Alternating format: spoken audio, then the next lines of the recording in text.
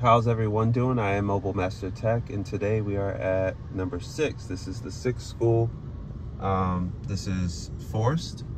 It's only 2 left after this one, and that's Lake Weir and North Marion. So we're gonna go ahead and get the speed test started.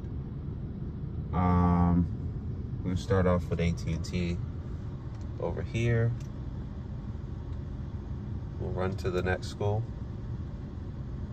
After this, I'll probably get to Lake Weir today, since winter break is coming after this week. So after this week, I'm gonna have a hard time getting to these schools. So here we have 37.8 up for the down and 1.14 for the up. We're gonna run that one more time. I always run 2 tests. And let's get the other carrier started. Give me a sec. I didn't really set up before I came here, so. Okay, it's the second one. This is T-Mobile.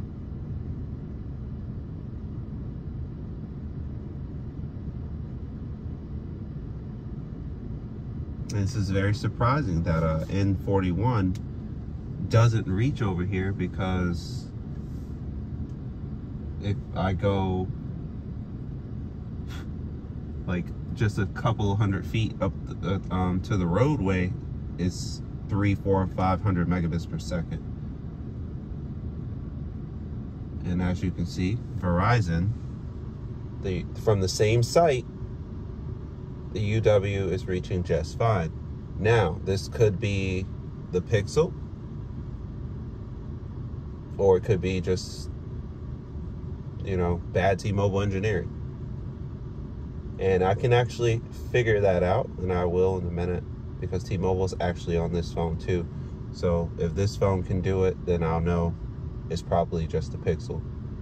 All right, but Verizon, you know, so far the fastest, 118 down, 34 millisecond ping, 2.08 for the upload, 4 millisecond jitter. It's not bad. A little bit loaded right there. You can kind of see it. And you can tell because it's starting to pick servers that's not Verizon's. And usually anytime the speed test decides to do that, it means there's sometimes a little bit of congestion going on or bad signal. It's usually one or the other. So I can see, but yeah, not bad. And if you guys want to see the engineering screen, I will show you. Right here, we have band 66 at 20 megahertz. I thought that was a millimeter wave. I was like, wait, what? No, we have N5 at 10 being aggregated with N77 at 60, and then band 2 at 15.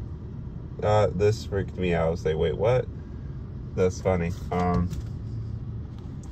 So we'll test T-Mobile again, of course. I see the UC now, so maybe. Oh, and it just went away. That's hilarious.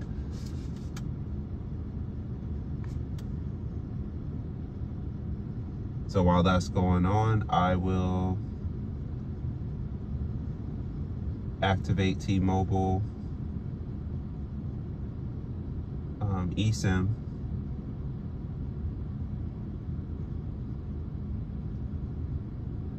On this device. This is only outside coverage. I do suspect, due to tower density, that AT&T would suffer the most. I think Verizon might be the best indoors, even though T-Mobile and Verizon's tower density in this area is exactly the same. But you know, it's Verizon. You know how they do. They just have the better engineering. So we're gonna switch over, eSIM it out, wait for it, and let's see if the Fold can do something. Maybe the Fold is just the better performer. 30, and let's see what it's running. Also, it's on that CenturyLink crap. Let's get it on T-Mobile's own server.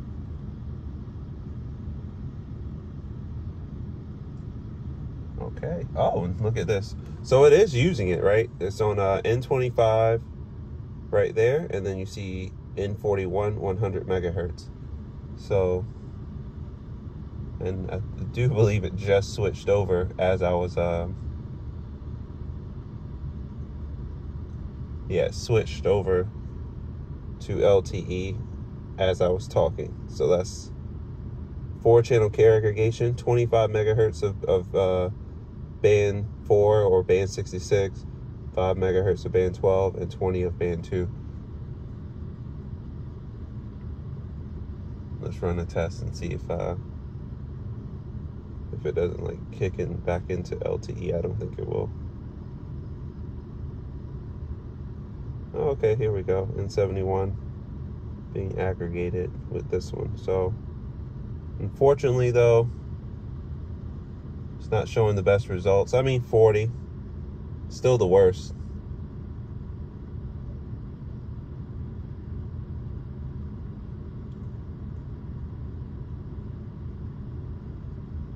All right. So the last entrant, even though it's on AT&T, I'm going to test it anyway. I'm going to switch this over to Boost Mobile. You've seen AT&T, it was hitting anywhere between 24 to 40. We're going to hit this one before we go.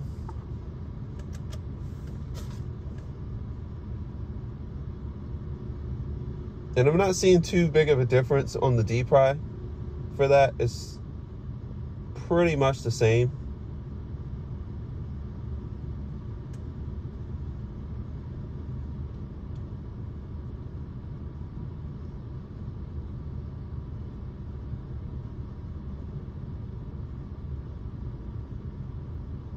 All right, we got 21.4 down, 3.27 up, and the jitter's 1. That's pretty good jitter, right? And then the ping is 49. All right. And I'm gonna do something real quick. I'm gonna cheat and see. This is cheating now. I just want to test something. I want to see if this works. Okay. So as you can see, I forced it to N41 only mode just to see what it would be like.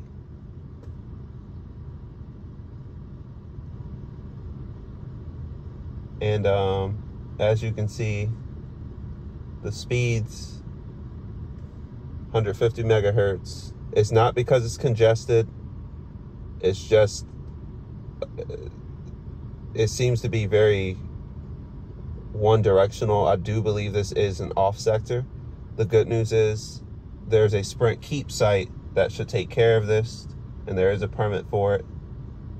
But the fact that Verizon, with the exact same tower density and the exact same amount of towers, have been upgraded, is able to handle this site better than T-Mobile, it does really say a lot about Verizon's engineering. On top of that, yeah, it was had to aggregate N5 to get C-band over here, but it got it over here and it looked pretty stable. And let's do one more test to make sure that's the case.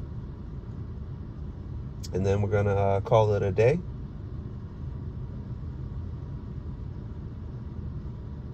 Now, just take T-Mobile SIM card right on out of there. And we will get Verizon going.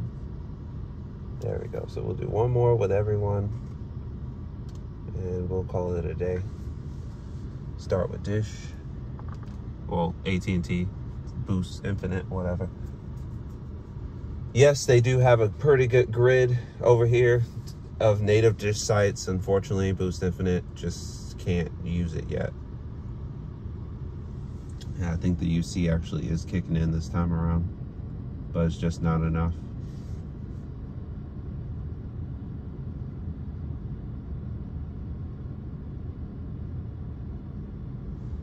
So this area seems to be rough. I can tell you right now, just judging by how the signal is outdoors and the fact that the school is very much so a brick school, that I don't think anybody's going to be having fantastic coverage inside. But I would rather have Verizon for sure than At&T or T-Mobile in this situation. Like I said, if I go a couple 100 feet up to the road, all of a sudden N41 is doing 300, 400, 500. So that's hilarious to me. It's like, I guess beamforming, maybe it's not on. I don't know. That's not normal behavior.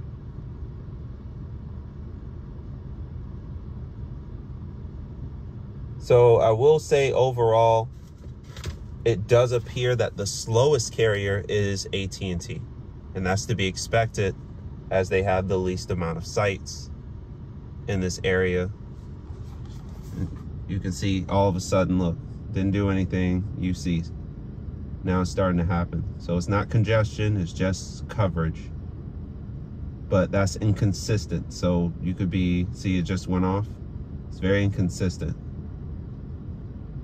But At&T is the slowest. At least they're consistent though. T-Mobile is inconsistent. So for that one, I'm going to give the win, of course, to Verizon Wireless at this school. At&T and T-Mobile, I would give T-Mobile second place, but their inconsistency, I'm gonna have to tie them with At&T. So At&T, they may be the slowest, but they were consistent, where T-Mobile's kind of all over the place.